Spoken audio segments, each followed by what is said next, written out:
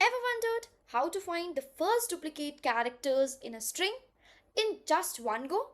So, here today I'm back with a very interesting question which is based on the same topic and the same logic, that is question number 2351, first letter to appear twice. So, hello coders, welcome back to my channel, and I'm Mishti Soni, and today I'm back with a very interesting and very mazedar question for you all. So, let's get started. So in this question, it's given that we have been given a string that consists only of a lowercase English letters, okay, and it is saying that the string must contain two or more or like many number of duplicate characters in that, but whichever is the first duplicate characters, that if the occurrence of the character is twice any of the character, that character is to be returned. Okay, so I'm giving you another explanation, one more explanation another time. So okay इस question में basically क्या बोला हुआ है कि हमें एक string दिया हुआ है एस, जिसमें जितने सारे जो है वो लोअर केस कैरेक्टर्स है, ठीक है, इंग्लिश अल्फ़ाबेट्स एक्चुअली। तो हमें हर अल्फ़ाबेट का काउंट निकालना है, और हमें हर अल्फ़ाबेट का काउंट निकालना है, और हमें देखना है जिस भी कैरेक्टर का काउंट सबसे पहले टू होता है, ट्वाइस, दैट हमें यहाँ लिखा हुआ है first letter to appear twice, किसी भी कैरेक्टर का अगर काउंट टू होता है, हमें उसी टाइम बस उस कैरेक्टर को रिटर्न कर देना, और हमें आगे की स्ट्रिंग को बिल्कुल ट्रैवर्स करने की ज़रूरत नहीं है। तो इस क्वेश्चन को करने का जो बेस्ट अप्रोच है, that's a frequency table. I know many of you have heard about it and many of you haven't. So today I'm going to explain you what's the frequency table and how you can use in these type of questions where you have to count the characters or count the numbers or count anything which has a fixed amount, which has a fixed length or something like that. Okay. So basically what I'm trying to explain is what is frequency table. Okay. So here is I'm there with my whiteboard. तो frequency table होता क्या actually, जैसे कि हमें पता है कि alphabet total जो इंग्लिश अल्फ़ाबेट्स कितने होते हैं, A to Z होते हैं, ठीक है, ये होते हैं टोटल 26 अल्फ़ाबेट्स, ठीक है। तो फ्रीक्वेंसी टेबल क्या करता है, हम एक एरे बनाते हैं जिसमें हमें एक फिक्स्ड लेंथ देना होता है, लाइक हमने इसका लेंथ दे दिया 26, इसका लेंथ क्या दे दिया हमने 26 दे दिया हमने, क्योंकि हमें पता है अगर हम किसी भी स्ट्रिंग को ट्रैवर्स कर रहे हैं तो स्ट्रिंग में क्या होगा, उस स्ट्रिंग में ऑब्वियसली कैरेक्टर्स होंगे, और अगर हमें कैरेक्टर्स का काउंट करना है तो हम क्या कर सकते हैं कि हम यहाँ पे जितने भी ए से लेके जेड तक होंगे सारे इसी में आ जाएंगे, और सारे के सारे कैरेक्टर्स का काउंट हमारे पास ऑब्वियसली होगा इस एरे में। और एक बार अगर हमारे पास सारा काउंट आ गया सारे कैरेक्टर्स का, तो हमें जो भी क्वेश्चन जिस भी पैटर्न से सॉल्व करना है हम उसे ईजिली सॉल्व कर सकते हैं। क्या आपको ये चीज़ समझ में आया? ओके, मैं आपको एक फॉर लूप लिख के दिखाती हूँ। For character c h s dot to char array. So this is how a frequency table is created. So before this I'll just create int array equals to new int of 26 size. हमने यहाँ क्या किया, हमने एक array create कर लिया जिसका size हमने फिक्स रखा है। क्यों? क्योंकि मुझे पता है अगर हम इंग्लिश अल्फ़ाबेट्स की बात कर रहे हैं, या तो वो अपर केस हो सकता है, वो या तो वो लोअर केस हो सकता है, हमें पता है कि वो टोटल 26 ही होंगे। तो हमने एक एरे बना लिया। अब हम हर एरे को काउंट क्या करेंगे, काउंट एक वेरिएबल हम ऊपर ही बना लेंगे, int count equals to 0, count c h minus a plus plus. अब आप सब सोच रहे होंगे कि मैंने ये क्या ही लिख दिया है। Okay, so I'm going to explain this statement actually. So what I have written here, मैं आपको सबसे पहले बताऊंगी, अगर हम किसी भी कैरेक्टर, ये सी एच क्या है, ये सी एच मान लो हमारा मिष्टी कैरेक्टर है, ठीक है। मैं अभी आपको इस क्वेश्चन के अकॉर्डिंग नहीं समझा रही हूँ, मैं सिर्फ आपको ऐसे नॉर्मली समझा रही हूँ, ठीक है। मेरा कैरेक्टर जो है वो है मिष्टी। ओके, जब हमारा कैरेक्टर मिष्टी है तो मैंने पूछना है कि भाई ये जो है इसे क्या होगा। तो हमारा कैरेक्टर सी एच में क्या हो गया, अभी एम स्टोर है, लेकिन एम अभी स्टोर है, लेकिन जब हम उसमें एक माइनस ए कैरेक्टर करते हैं, मतलब हम कैरेक्टर एम में जब माइनस ए कैरेक्टर करते हैं तो ये क्या होता है, ये इसका स्काई वैल्यू से माइनस होता है। जैसे कि m माइनस ए का क्या हुआ, मतलब जैसे a का होता है 97 स्काई वैल्यू, सिमिलरली m का भी कुछ स्काई वैल्यू होता होगा। तो जैसे कि हम अगर किसी भी स्काई वैल्यू में माइनस करते हैं तो हमें एग्जैक्टली जैसे कि मैं आपको सिंपल m का मुझे एग्जैक्टली याद नहीं है क्या होता है, अगर मैं यहाँ बात करूँ b का, ठीक है, या फिर अगर मैं सिर्फ a की भी बात करूँ, अगर मैं ए की बात करूँ, अगर हमने यहाँ कैरेक्टर ए लिया है तो ए माइनस ए क्या हो जाएगा, मैं ऐसे लिख देती हूँ, जस्ट अ मिनट, ठीक है। अगर मैं a माइनस कैरेक्टर a लिखती हूँ, इसका क्या मतलब है, कैरेक्टर a का भी स्काई वैल्यू 97 हो जाएगा और a माइनस a 97 हो जाएगा, दैट इज इक्वल्स टू 0। तो 0 इंडेक्स पे a है, ये फिक्स्ड हो चुका है कि 0 इंडेक्स पे ही a है। अगर मैं b इंडेक्स की बात करूँ, कम ऑन, अगर मैं b माइनस a करती हूँ तो हमें क्या पता चला, 98 माइनस 1, क्योंकि b का जो होता है वो 98 होता है और 97 होता है a का, तो जब हम b माइनस a करते हैं तो वो हमें 1 मिलता है। यानी कि ये जो वैल्यूज आ रहे हैं वो इंडेक्सिंग है, यानी कि 0 से लेकर 25 इंडेक्सिंग तक हर कैरेक्टर का अपना अपना एक इंडेक्स अलॉटेड है। फ्रीक्वेंसी टेबल के अंदर हर कैरेक्टर का एक इंडेक्स अलॉटेड है, जैसे a को 0 है, b को 1 है, c को 2 है, d को 3 है and so on, her character को वहाँ पे एक अलॉटेड है। तो मैंने आपको यहीं पे यहाँ पे यही बताया, जब मैं यहाँ पे, अगर मैं हमारा स्ट्रिंग क्या था यहाँ पे, सॉरी, यहाँ हमारा स्ट्रिंग था, ये हमारा स्ट्रिंग क्या है, अगर हम बात करें हमारी स्ट्रिंग की, तो ये है हमारा स्ट्रिंग। जब हम इस पर ट्रैवर्स करते हैं, तो जब हम सबसे पहली बार ट्रैवर्स करेंगे और मैंने a लिखा, तो a माइनस ए यानी कि 0 इंडेक्स पे a का काउंट चला जाएगा। 0 इंडेक्स किसके लिए, a के लिए, इसका काउंट चला जाएगा। अभी मैंने काउंट प्लस प्लस कर दिया, यानी कि इसका काउंट क्या हो जाएगा, 1, ठीक है। जब b पे आए, नेक्स्ट कैरेक्टर पे ट्रैवर्स किए b, 98 माइनस 97 स्काई वैल्यूज की बात कर रही हूँ मैं, b का 98 होता है, a का 97 होता है, 98 minus 97 is equal to 1 and that's the index for given for b। सो इसका भी काउंट हो गया 1, फिर c का भी काउंट हो जाएगा 1 और यहाँ पर c का काउंट हो जाएगा हमारे पास 2। तो वो तो बात की बात है, मैं आपको क्वेश्चन में एक्सप्लेन कर दूंगी कि हमें क्या करना है, कैसे करना है, लेकिन मैं इसमें सिर्फ आपको फ्रीक्वेंसी टेबल एक्सप्लेन कर रही हूँ, क्योंकि ये हर कैरेक्टर को सिर्फ एक बार ही ट्रैवर्स करता है and it gives you the best time complexity that is big of n for the n for any type of solution where you require the count of either it's a alphabet, numbers or any other thing. If you require anything for the count, just use frequency table. Okay, so I'll show you more questions in the further list of questions that how we are using this frequency table there. Okay, तो हमें यही करना है। ये एक line होता है जो आपको मैंने अच्छे से एक्सप्लेन कर दिया, आई होप सो आपको ये क्लियर है। मैं आपको फिर भी एक बार रिपीट कर देती हूँ, इसमें मैंने क्या लिख रखा है कि मैंने हर कैरेक्टर को ट्रैवर्स कर रही हूँ, मैंने स्ट्रिंग को पूरे कैर एरे में कन्वर्ट कर दिया। मैंने आपको ये 1000 बार बता दिया है, अपने हर क्वेश्चन में मैंने जो भी स्ट्रिंग का क्वेश्चन है मैंने आपको यही बताया कि अगर हम किसी भी स्ट्रिंग को ट्रैवर्स करते हैं तो सबसे पहले हम क्या करेंगे, हम उसे एक कैरेक्टर एरे में कन्वर्ट कर देंगे, ठीक है। उसके बाद हम हर कैरेक्टर को ट्रैवर्स कर सकते हैं कैरेक्टर ch के थ्रू। और मैंने क्या किया, यहाँ पे काउंट वेरिएबल बनाया है, इसमें जैसे कि एक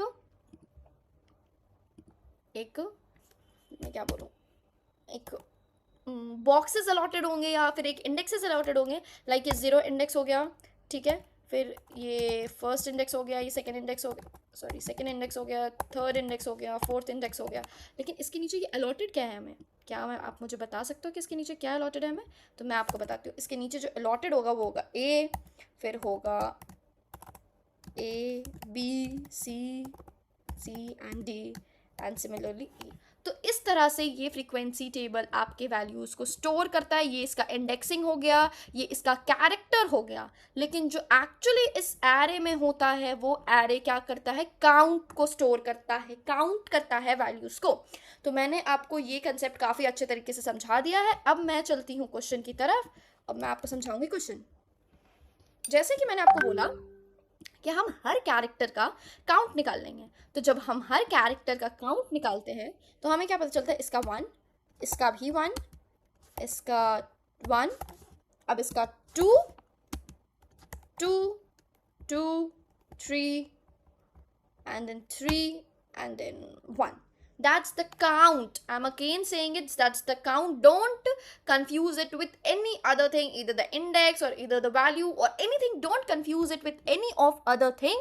It is just the count, the occurrence of the characters. Okay, a कितनी बार आया है, अभी एक बार आया है, b कितनी बार आया है, अभी एक बार आया है, c कितनी बार आया है, अभी एक बार आया है, c अब कितनी बार आया है, 2 बार आया है। हमारा क्वेश्चन यही है कि the moment you get 2, the moment हमें किसी भी कैरेक्टर का काउंट अगर हमें 2 मिलता है, that's the end of the solution. Just return the character, break the loop. You don't have to do any other thing to the question.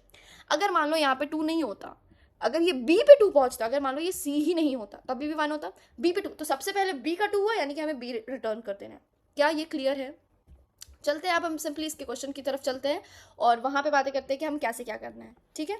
तो मैंने आपको पहले ही बता दिया, हमारे पास एक स्ट्रिंग दिया हुआ है। हम सबसे पहले क्या करेंगे, हमने एक इंट एरे बना लिया है जिसमें हम फ्रीक्वेंसी टेबल जिसे बोलेंगे, जिसमें हम सारे कैरेक्टर्स का फ्रीक्वेंसी स्टोर करेंगे, ठीक है। हमारा कितना कैरेक्टर्स होता है, 26 कैरेक्टर्स होता है। इंट काउंट बना लेंगे। एक सेकेंड, हमें काउंट नहीं, मैंने आपको एक चीज़ थोड़ा यहाँ पे मिस्टेक कर दिया, ठीक है। अगर हम यहाँ एरे के नाम से बना रहे हैं तो ये भी एरे ही होना चाहिए। ये काउंट कोई वेरिएबल नहीं है, सॉरी, ये काउंट ही हमारा एरे। तो और हम array of 0, array of 1, array of 2 में स्टोर कर रहे हैं, तो क्यों ना हम सबसे सिंपल करने के लिए हम इस एरे का नाम ही काउंट रख रहे हैं, ठीक है। अब हमें क्या करना है, हमने काउंट बना लिया, एरे बना लिया। हम फॉर कैरेक्टर ch ट्रैवर्स करेंगे s.toChar array, ओके। या हमने सिंपली काउंट, जो काउंट एरे है उसके इंडेक्सिंग का काउंट कर रहे हैं, मतलब कि हमें काउंट एरे जो है उसके इंडेक्स, यानी कि अभी जो भी कैरेक्टर आएगा minus the a character, that's the index for that character. मैंने आपको पहले भी बता दिया, इसे प्लस प्लस कर देंगे क्योंकि हर बार काउंट प्लस प्लस हो जाना चाहिए, ठीक है। तो ये जो बेसिकली प्लस प्लस काउंट के बाद हमने प्लस प्लस लगाया है, वो हर बार +1 करेगा कि उस कैरेक्टर का काउंट क्या है। एक्चुअली जो उस कैरेक्टर का काउंट होगा हम उसको बात करेंगे। लाइक जो काउंट अभी हमारा एरे है जिसमें हमने स्टोर किया है कैरेक्टर माइनस इंडेक्स ऑफ ए, ठीक है। उससे क्या होता है, हमें हर कैरेक्टर का इंडेक्स मिल जा रहा है, हम उसमें प्लस प्लस कर दे रहे हैं कि अभी ए का काउंट मान लो 1 है, बी का काउंट 1 है, सी का काउंट 1 है, लेकिन फिर सी का काउंट 2 होगा, तो वो प्लस प्लस करने से हर बार उस इंडेक्स का काउंट बढ़ जा रहा है, ठीक है। अगर हमने यहाँ पे ये कर दिया, अब हम सिंपली क्या करेंगे, अब हम यहाँ पे चेक करते हैं, if count of ch equals to 2, count of ch यानी count of इंडेक्स के काउंट ऑफ ए, नहीं ये नहीं होना चाहिए, हाँ यहाँ ch नहीं होना चाहिए, यहाँ ch माइनस, जैसे हम ऊपर कर रहे थे इंडेक्स माइनस करके, इक्वल्स टू 2 या ग्रेटर देन इक्वल्स टू है, वहाँ हमें सिंपली रिटर्न कर दो ch को। और अगर कुछ भी ना मिले तो हमें एक एम्प्टी स्ट्रिंग रिटर्न कर देना चाहिए। कैरेक्टर रिटर्न करना है तो रिटर्न एक एम्प्टी कैरेक्टर मैंने कर दिया, दैट्स इट। हम रन करके देखते हैं, एम्प्टी कैरेक्टर, ओके। हमें यहाँ एम्प्टी कैरेक्टर नहीं रिटर्न करना, तो क्यों ना हम इसमें थोड़ा सा स्पेस दे दें, अब शायद ये एम्प्टी कैरेक्टर अच्छे से बन गया हो। तो येस, यहाँ पे हमारा टेस्ट केसेस पास हो गया। मैं आपको एक लाइन और वापस से समझाऊंगी कि मैंने ये क्या लिखा है, ठीक है। तो मैंने यहाँ पे लिखा है इफ़ काउंट, मैंने आपको पहले भी बोल रखा है, इसको मैं आपको थोड़ा सा सॉल्व करके दिखा देती हूँ यहाँ पे कि मैंने क्या लिखा है। अगर काउंट जो हमारा एरे है, काउंट जो हमारा एरे है उसमें हमने डाला, अगर मान लो किसी भी कैरेक्टर, जैसे मान लो अभी सी कैरेक्टर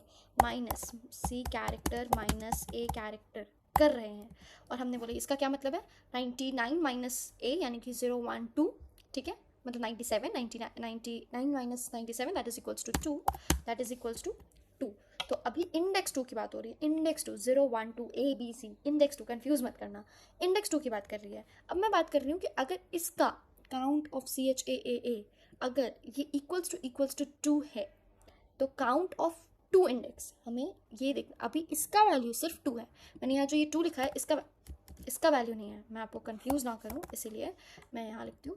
अभी जो मैंने C माइनस ये किया, इसको मैं लिख रही हूँ 2, यानी इसका जो था वो था 99 माइनस 97, दैट इज 2।